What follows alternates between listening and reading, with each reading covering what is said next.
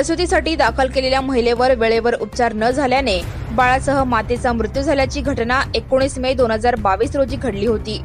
या प्रकरणी तपासासाठी समिती स्थापन करण्यात आली होती।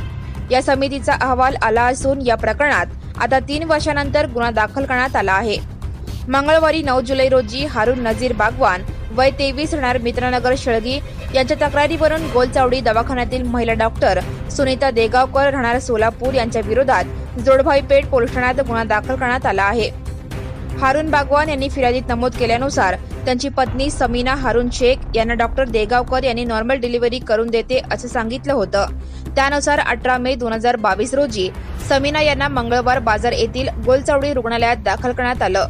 मात्र संपूर्ण दिवसभरात कोणतेही आवश्यक वैद्यकीय उपचार करण्यात आले नाहीत। संध्याकाळनंतर समीना यांची प्रकृती खालावली।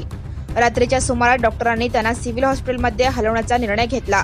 मात्र वेळ निघून गेली होती। 19 मे 2022 रोजी रात्री बाळासह समीनाचा मृत्यू झाला। या घटनेनंतर चौकशी समिती नेमण्यात आली होती। समितीचा अहवाल नुकताच प्राप्त झाला असून 3 वर्षांनंतर या प्रकरणी गुन्हा दाखल करण्यात आला आहे। सदर प्रकरणी डॉक्टर सुनीता देगावकर यांच्यावर हलगर्जीपणामुळे मृत्यू अंतर्गत गुन्हा दाखल करण्यात आला आहे। या प्रकरणाचा तपास महिला पोलीस निरीक्षक शेख करीत आहेत। Subscribe now and press the bell icon. Never miss an update.